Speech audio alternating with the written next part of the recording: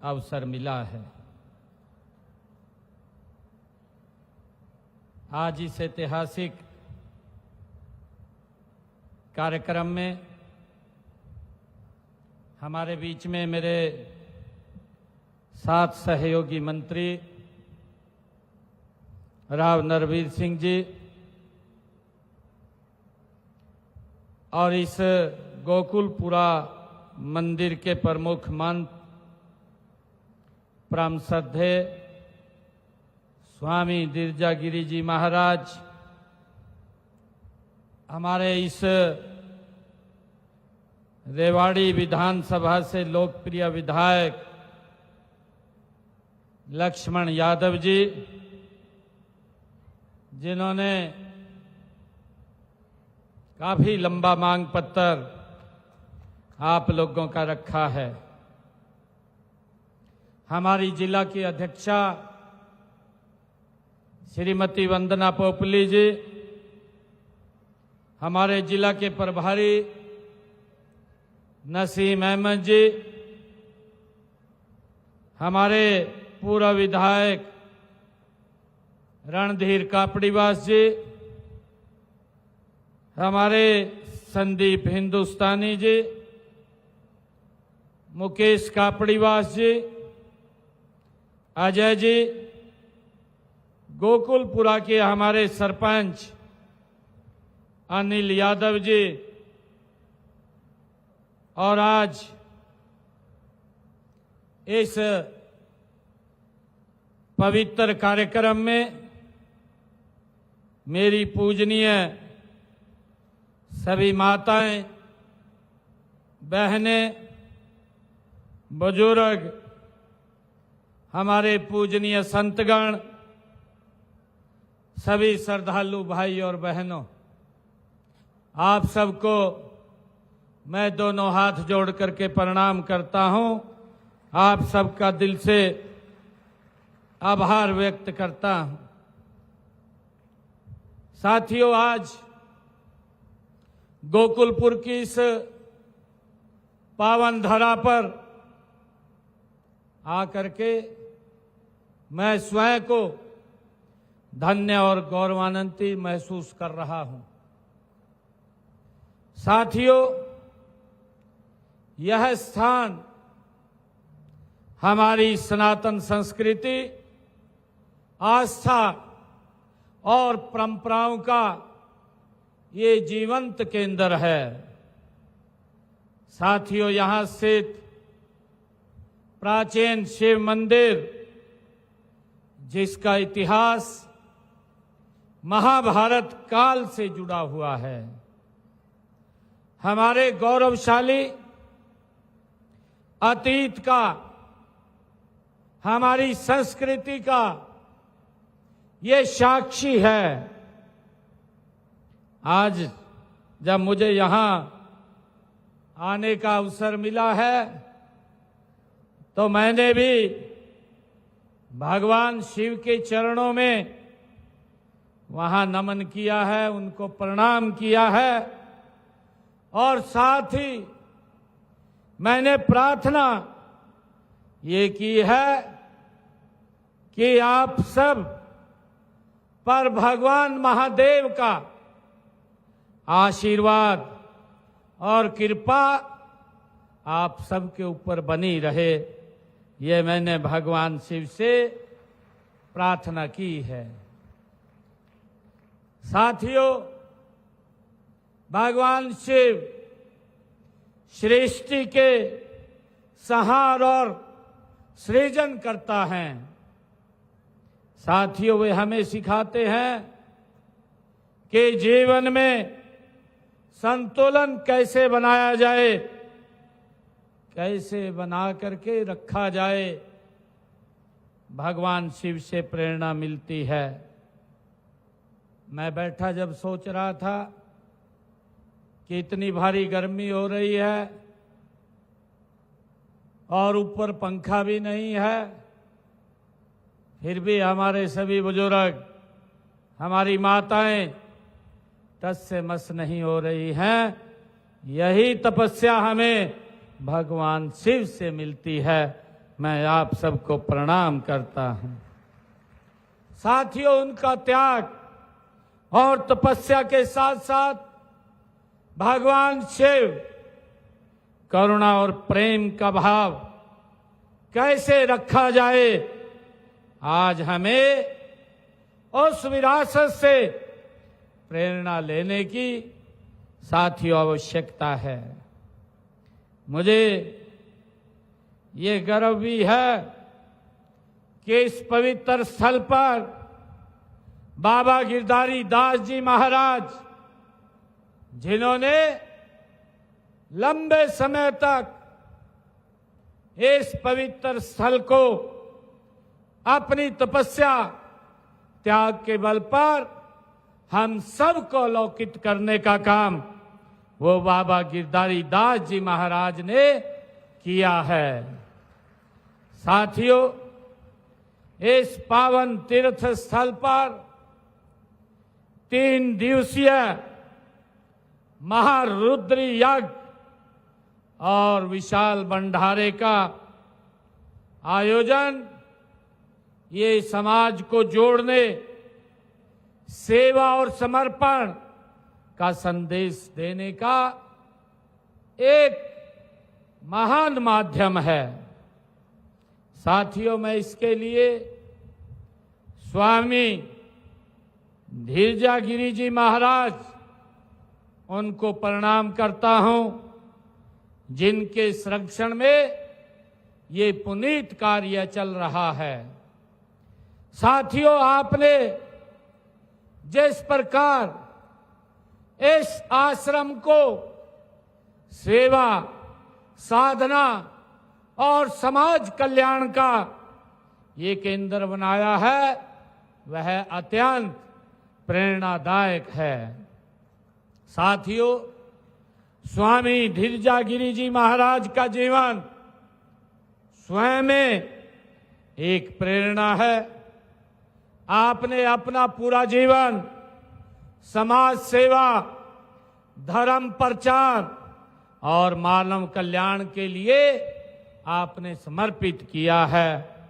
जब मैं सुन रहा था, अभी बताया भी जा रहा था कि यहाँ पर गौ माता की सेवा के लिए उनका भी संरक्षण किया जा रहा है और यहाँ उनकी रक्षा सुरक्षा के लिए एक अस्पताल का भी निर्माण किया जा रहा है। महाराज जी से जब मैं चर्चा कर रहा था, मैं पूछ रहा था कि महाराज जी, आपने इस गौशाला का रजिस्ट्रेशन करवाया है? महाराज जी कहने लगे कि मैंने तो रजिस्ट्रेशन नहीं कराया, मेरा रजिस्ट्रेशन तो कहाँ सामने बैठा है, जिन लोगों की एक एक पाई यहाँ पर खर्च होती है। आप लोग अपनी कमाई से यहाँ पर अनुदान दे करके इसको निरंतर आगे बढ़ाने का काम कर रहे हैं। तो मैंने महाराज जी को अपील किया कि महाराज जी, इसका रजिस्ट्रेशन करिए, क्योंकि जब हम देखते हैं, अभी राव नरवीर जी कुछ बातें कर रहे थे, मैं उन बातों को थोड़ा सा जोड़ने का प्रयास करूंगा। 2014 में जब हमारी सरकार बनी, गौ माता के संरक्षण और उसके उत्थान के लिए 2 करोड़ रुपए का बजट था, 2 करोड़ रुपए का। परंतु नरेंद्र मोदी जी के नेतृत्व में जब ये सरकार 2014 में बनी, आज 2026, आज ये बजट 600 करोड़ रुपए का हो गया है। गांव माता के संरक्षण और संवर्धन के लिए हमने 600 करोड़ रुपए का ये बजट का प्रावधान किया है। मुझे खुशी है उनके चारे के लिए, उनके संरक्षण के लिए हमारी गौ माता बेसहारा न घूमे, उसके लिए हमने गौशालाएं, नंदीशालाएं लगातार खोलने का काम ये हमारी सरकार कर रही है। साथियों, मैं महाराज जी को ये भी कहना चाहूंगा कि आपका यह प्रयास आश्रम के माध्यम से गौ सेवा को बढ़ावा दिया जा रहा है और पशु अस्पताल भी यहाँ चलाया जा रहा है। मुझे खुशी है कि इसके साथ ही गरीबों और जरूरतमंदों की सहायता भी की जा रही है। यहाँ पर अनाथ बेसहारा कन्याओं का विवाह भी किया जाता है। गरीब बच्चों को शिक्षा के लिए वो हेल्प भी दी जाती है। वास्तव में ये सेवा परमो धर्म के सिद्धांत को साकार कर रहा है। साथियों, आज हम आधुनिक जीवन की भागदौड़ में अक्सर संवेदनाओं को भूल जाते हैं। तब स्वामी जी का यह कार्य हमें मानवता का सच्चा अर्थ ये समझाता है। भाइयों बहनों, भारतीय संस्कृति में भंडारा सेवा, समर्पण और सम्मानता का जीवंत प्रतीक है, जिसकी जड़ें हमारे वेदों और पुराणों में गहराई से ये निहित हैं। वेदों में अन्न को अन्न ब्रह्म कहा गया है। साथियों, इसका मतलब है कि अन्न स्वयं ईश्वर का एक रूप है और जो व्यक्ति दूसरों को अन्न प्रदान करता है वह वास्तव में ईश्वर की सेवा करता है। साथियों, ऋग्वेद अर्थवेद में अन्नदाता को सर्वोच्च दान माना गया है। साथियों, इसमें कहा गया है कि जो भूखे को भोजन कराता है वह पुण्य का भागी बनता है और समाज में समृद्धि व शांति का संचार भी करता है। साथियों, इसी प्रकार हमारे पुराणों में भी अन्नदान को सबसे श्रेष्ठ ये बताया गया है। अन्न दानता परः दान न भूतो न भविष्यति। साथियों, अन्नदान से बड़ा कोई दान नहीं है, न कभी हुआ है और न होगा।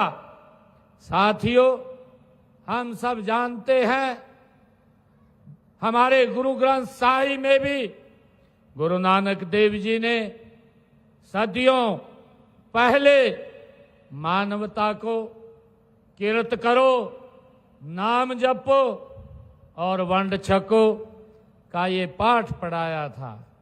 साथियों, भंडारे की परंपरा हमें वसुदैव कुटुंबकम की भावना से ये जोड़ती है। साथियों, भंडारे में जाति वर्ग ऊंच नीच के भेद मिटा करके सभी को एक समान बैठाकर भोजन ये पंक्ति में कराया जाता है। साथियों, हम सब ये भी जानते हैं कि भंडारे की यह दिव्य परंपरा आज भी हमारी सामाजिक एकता और संस्कृति मूल्यों की ये आधारशिला है। साथियों, यह परंपरा हमें प्रेरित करती है कि हम समाज के हर वर्ग तक सहयोग और संवेदना की भावना पहुंचाने का काम करें, ताकि एक समरस, सशक्त और करुणामय समाज का निर्माण हो सके। साथियों, यह आयोजन हमें सिखाता है कि समाज में एकता, भाईचारा और सेवा की भावना कैसे विकसित की जाए। साथियों, इस प्रकार के आयोजन समाज में सकारात्मक ऊर्जा का ये संचार करते हैं। जब हजारों लोग एक साथ बैठ करके भोजन करते हैं तो वहां न कोई बड़ा होता है न कोई छोटा होता है, सभी एक समान होते हैं। यही हमारी संस्कृति की सबसे बड़ी ये विशेषता है।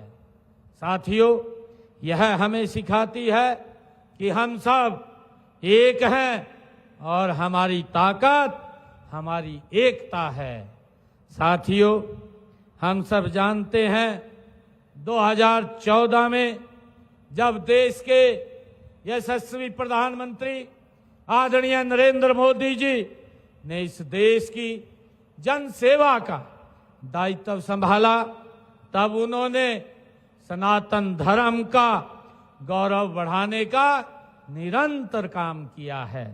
साथियों, हम सब जानते हैं देश के यशस्वी प्रधानमंत्री आदरणीय नरेंद्र मोदी जी ने लगभग 550 वर्षों के लंबे संघर्ष, त्याग और बलिदान के बाद 22 जनवरी 2024 को अयोध्या धाम में भगवान श्री राम के मंदिर का निर्माण करने का काम आदरणीय नरेंद्र मोदी जी ने किया है। साथियों, जो प्राण प्रतिष्ठा का उसकी उन्होंने करके करोड़ों देशवासियों का ये संकल्प पूरा करने का काम ये आदरणीय नरेंद्र मोदी जी ने किया है। और साथियों, उसी कड़ी में देश के यशस्वी प्रधानमंत्री आदरणीय नरेंद्र मोदी जी ने जो 26 नवंबर 2025 को अयोध्या धाम में ही साथियों धर्म ध्वजा की स्थापना करने का काम भी नरेंद्र मोदी जी ने किया है। साथियों, हमें गर्व है आदरणीय मोदी जी के नेतृत्व में, चाहे सोमनाथ मंदिर के जीर्णोद्धार की बात हो, केदार बाबा के जीर्णोद्धार की बात हो, बद्रीनाथ और काशी विश्वनाथ जैसे प्रमुख स्थलों के जीर्णोद्धार की बात हो। साथियों, ये सभी तीर्थ स्थलों का विकास और जीर्णोद्धार आदरणीय नरेंद्र मोदी जी ने, जो हमारी संस्कृति कहीं ना कहीं विलुप्त हो रही थी, आदरणीय प्रधानमंत्री जी ने निरंतर उसको बढ़ाने का काम किया है। साथियों, हम सब जानते हैं देश के यशस्वी प्रधानमंत्री आदरणीय नरेंद्र मोदी जी ने काशी विश्वनाथ कॉरिडोर के साथ देश भर में 35 से अधिक प्रमुख तीर्थ स्थलों का कायाकल्प उन्होंने करवाया है। साथियों, उन्होंने 642 से अधिक प्राचीन देवी देवताओं की मूर्तियों को विदेशों से साथियों भारत लाने का काम वो नरेंद्र मोदी जी ने किया है। साथियों, हमें गर्व है देश के यशस्वी प्रधानमंत्री आदरणीय नरेंद्र मोदी जी पर, जिन्होंने देश विदेश में योग और आयुर्वेद जैसे सनातनी विज्ञान को वैश्विक मंच पर मान्यता दिलाने का काम ये आदरणीय नरेंद्र मोदी जी ने किया है। साथियों, हरियाणा की यह धरती संतों और वीरों की ये भूमि रही है। यहाँ की संस्कृति में सेवा, त्याग और धर्म का विशेष स्थान है। साथियों, हमारी सरकार भी देश के यशस्वी प्रधानमंत्री आदरणीय नरेंद्र मोदी जी के मार्गदर्शन में इसी भावना के साथ साथियों गति से काम कर रही है। हम न केवल आर्थिक विकास पर ध्यान दे रहे हैं, बल्कि सांस्कृतिक और आध्यात्मिक मूल्यों को भी सशक्त करने का प्रयास हम गति से कर रहे हैं। साथियों, इसी दिशा में हमने प्रदेश में विभिन्न तीर्थ स्थलों के दर्शनों के लिए योजनाएं वो भी चलाई हुई हैं।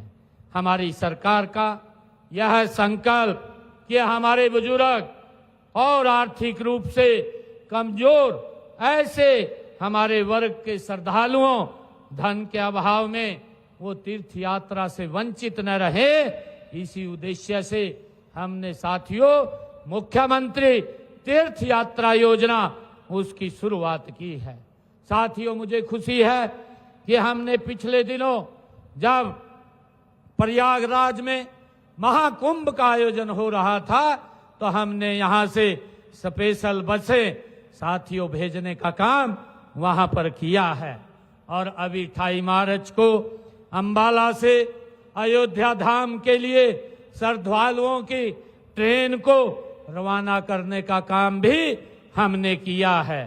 साथियों, हमने इससे पहले कैथल, करनाल, अंबाला और जींद से भी बसें अयोध्या धाम के लिए भेजने का काम किया है। साथियों, हम सब जानते हैं कि भारतीय सभ्यता की ये पालक रही मां सिंधु नदी के दर्शन के लिए भी हमने स्वर्ण जयंती सिंधु दर्शन योजना वो चलाई हुई है। इसके तहत हम श्रद्धालुओं को 10,000 रुपए प्रति तीर्थ यात्री वार्षिक वित्तीय सहायता देने का हमने प्रावधान किया हुआ है। और इसी प्रकार कैलाश मानसरोवर यात्रा योजना के तहत हम 50,000 रुपए प्रति तीर्थ यात्री वार्षिक वित्तीय सहायता देने का हमने प्रावधान किया है, ताकि हमारे बुजुर्ग इन धाम की यात्रा कर सकें। और इसी कड़ी में हमने स्वर्ण जयंती गुरु दर्शन यात्रा योजना के तहत हजूर साहिब, नांदेड़ साहिब और श्री ननकाना साहिब, श्री हेमकुंड साहिब और पटना साहिब जाने वाले प्रदेश के तीर्थ यात्रियों को 6,000 रुपए प्रति तीर्थ यात्री वित्तीय सहायता वो दी जाती है। साथियों, यही नहीं, हम संत महापुरुष विचार सम्मान एवं प्रसार योजना के तहत संतों व महापुरुषों के संदेश को जन जन तक पहुंचाने का काम ये हमारी सरकार कर रही है। साथियों, मेरा आपसे विशेष आग्रह है कि आप इस प्रकार के आयोजनों से प्रेरणा लें। साथियों, आधुनिकता के साथ साथ अपनी सांस्कृतिक परंपराओं को भी हमारे महंत स्वामी धीरजा गिरी जी महाराज और गोकुलपुरा आश्रम के सभी स्वयं सेवकों का मैं इस भव्य आयोजन के लिए उनको बधाई देता हूं और उनको शुभकामनाएं भी देता हूं। साथियों, आज हमारे महंत जी ने भी यहाँ अस्पताल की बात की है और हमारे विधायक जी ने भी इस क्षेत्र की मांग के लिए एक बहुत बड़ा मांग पत्र वो पड़ा है, क्योंकि यहाँ आचार संहिता इस जिला में लगी हुई है। मैं महाराज जी से बात कर रहा था कि मैं घोषणा तो कोई नहीं कर पाऊंगा, परंतु जो आपकी मंशा है वो पूरी करने का काम 10 तारीख के बाद ये हमारी सरकार करेगी। आपको यहाँ पर बता दिया जाएगा और जिस दिन यहाँ एक दिन अवश्य मैं किसी कार्य से या चाय के लिए आपके पास महाराज जी यहाँ अवश्य किसी दिन आऊँगा। आप सबको भी मैं बहुत बहुत बधाई देता हूँ। विधायक जी ने जितने भी काम बोले हैं उन सब कामों को हम अलग से विभागों को भेज करके उनको पूरा करवाने का काम ये हमारी सरकार करेगी। साथियों, मैं ईश्वर से ये प्रार्थना करता हूँ कि यह कार्यक्रम, ये पवित्र स्थल, यहाँ जो बड़ा कार्यक्रम हुआ है ये सफलतापूर्वक जो संपन्न हुआ है और जो समाज सेवा, समर्पण और भाईचारे की एकता का संदेश ये फैलाने का काम कर रहा है, इसके लिए मैं पूरी यहाँ की टीम को बहुत बहुत बधाई, आप सबको शुभकामनाएं देता हूं। इन्हीं शब्दों के साथ मैं आप सबका धन्यवाद करता हूं और आप सबको बधाई और शुभकामनाएं देता हूं। जय हिंद, जय भारत, जय भारत माता।